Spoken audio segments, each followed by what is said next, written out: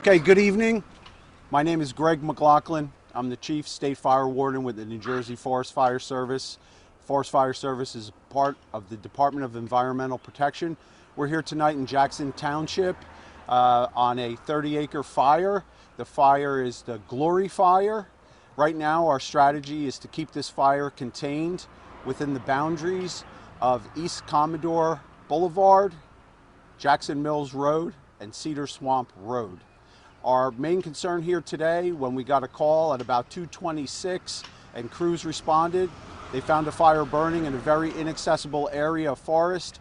Our concern was for about 30 homes, and the fire was moving in a direction pushed by northeast wind that may have threatened those homes. So crews quickly began to put in control lines with bulldozers behind those homes, and began to work with backfiring operations and suppression operations. I have with me tonight Assistant Division Warden Trevor Rayner, who's in our Central Division area. He's going to talk about some of the fire conditions that are going on and what we've been experiencing lately. And I have Incident Commander for the Glory Fire, Dale Carey, here with us, who's going to speak as well. I have Police Captain John Giovanelli and John Burmeister from Jackson Township OEM here as well. Go ahead. When you all speak, could we have the exact title and spelling before you get started? Sure. Well, no, Sorry, Greg. Mr. Ray, thank you. Good evening. I'm Trevor Rayner, an Assistant Division Warden with New Jersey Forest Fire Service. And my spelling's Trevor, Rayner, Raynor. So the fire was detected and discovered burning under red flag fire weather conditions. And that's the National Weather Service puts out that alert. Basically, a red flag warning means that the forest and the fuels and the weather is all combined to be conducive to rapid spread of wildfires. So through good partnership with the Weather Service, we get that messaging out ahead. Unfortunately, there was a fire detected today, and it's burning under these more severe conditions. Combined with low snowfall this past year and low rainfall, so the fire is burning a little more aggressively than it would this time of year. June is typically our green season, but things are dry right now, having that lack of rainfall. And the soils around here are very sandy, so any rainfall that we do get typically goes away quickly as the rain percolates through the soil and allows the forest floor to dry out, and all it takes is that errant ignition, and then that fire spreads rapidly. So what have we done in place? We've instituted fire patrols today. We have fire trucks on the road patrolling. We've issued restrictions today, so campfires are restricted, and we're just ahead, getting ahead of any potential fires that might start. We've been busy this past week. Today is our third complex wildfire, we'll call it. Complex wildfire would be a large fire or a smaller fire burning in a neighborhood where homes exist. I'll let Dale talk about the fire effort. I'll turn it over to Dale at this point. Yes, Dale Carey, Dealecarey. DEAL. Yes, and I'm Section Warden for New Jersey Forest Fire and IC. Currently, conditions are we have approximately 15 Type 6 power wagons on the fire. As Greg related, the fire came in earlier today, just before 2:30. I located the fire. Was a little tough to get to, inaccessible, really remote somewhat, and with the conditions it started to pick up.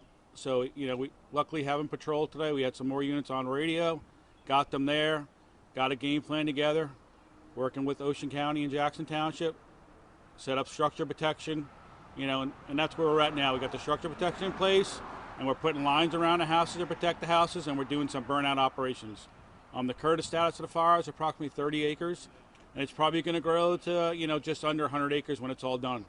The guys will be out there working throughout the night tonight to get it contained and burn out. And, everything goes well. It should be, pretty good by morning.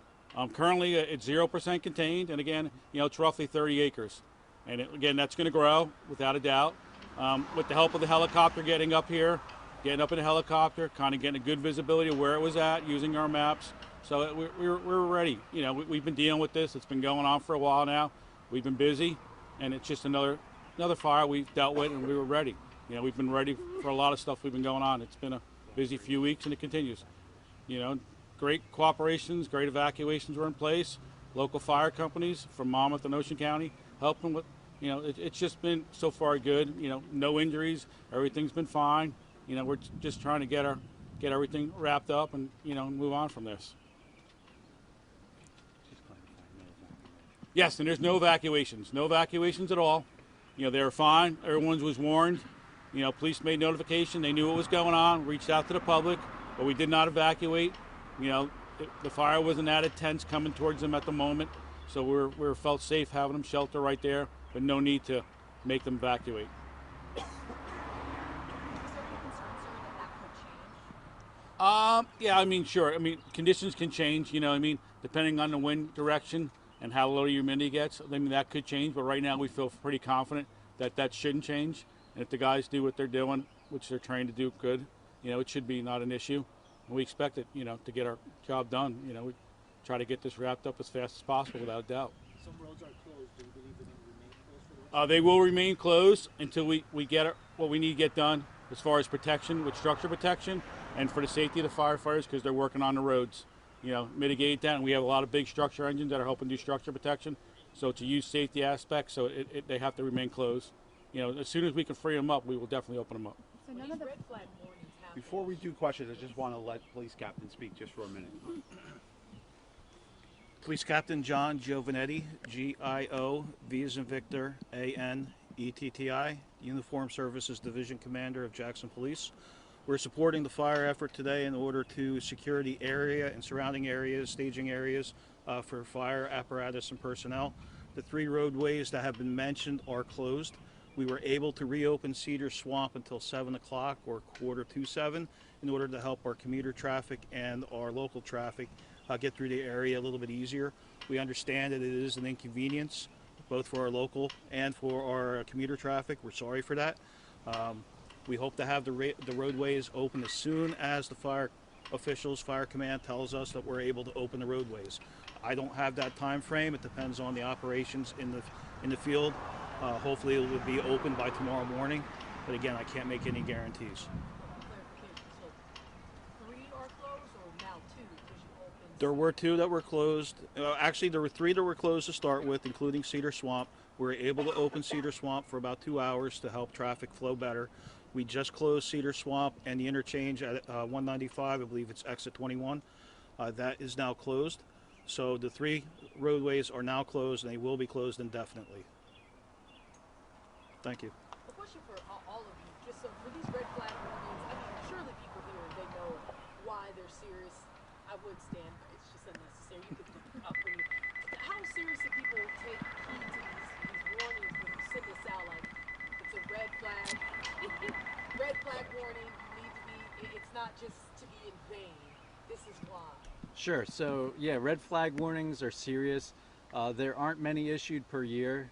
A handful, half dozen, maybe up to a dozen, so very infrequently. So when they are issued, the residents should heed the warnings of the officials, and any restrictions that are issued by the Forest Fire Service, whether that's campfires or agricultural, that they heed the warnings. Are you seeing an increase in red flag warnings over the years? Boy, that's a good question. Greg, do you have any? Not necessarily a marked increase in red flag conditions, but keep in mind that it doesn't have to be a red flag condition. Spring is fire season in New Jersey, and if some of the elements of the weather come together, low humidity and wind, that's enough to have significant fire start and fire spread.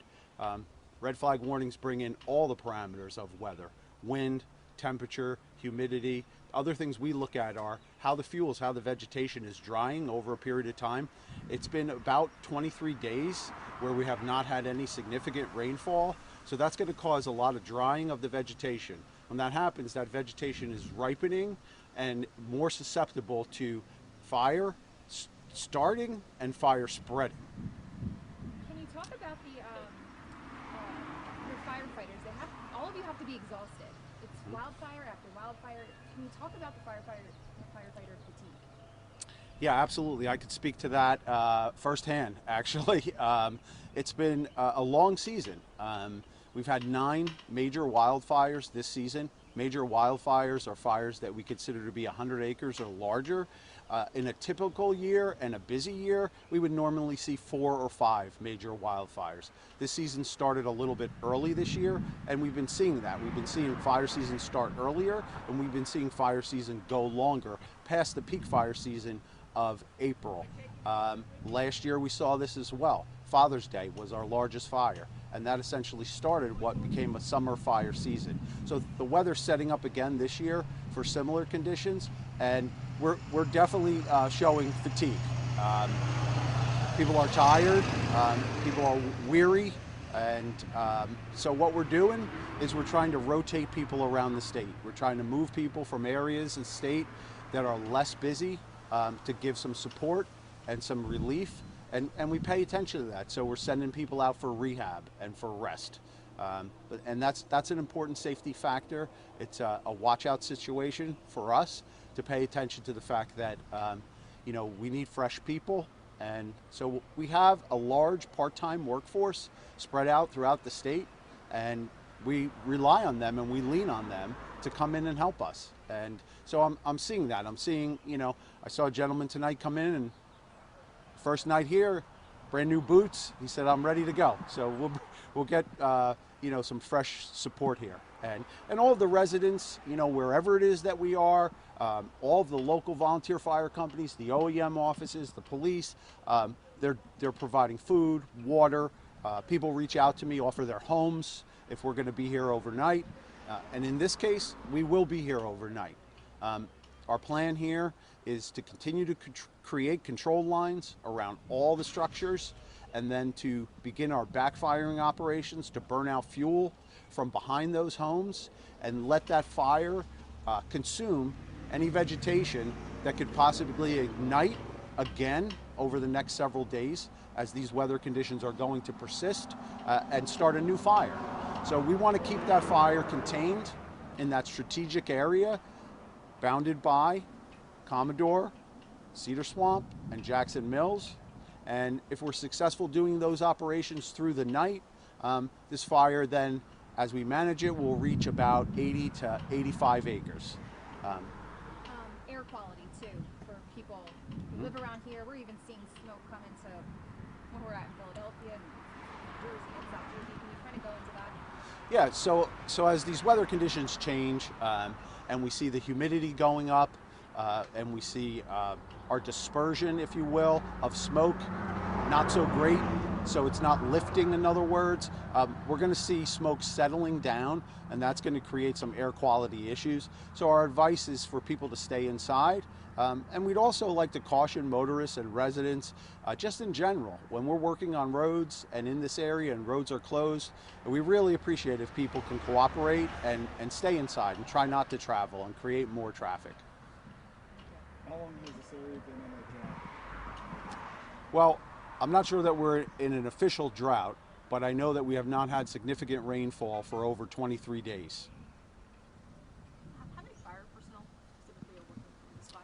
Dale? There's approximately 75.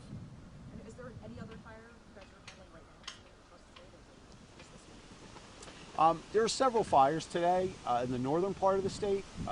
Most of the fires that we have in New Jersey, 90% of the fires, we keep under 5 acres. Any other questions?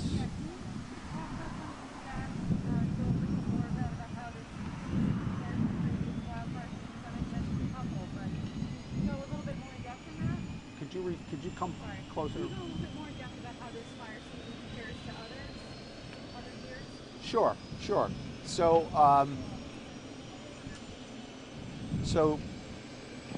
in the 1 year time period, from June of 22 to now, we've responded to over 1,400 wildfires statewide.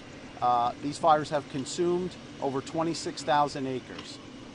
Typically, we're seeing a response in years past of about 1,000 wildfires a year.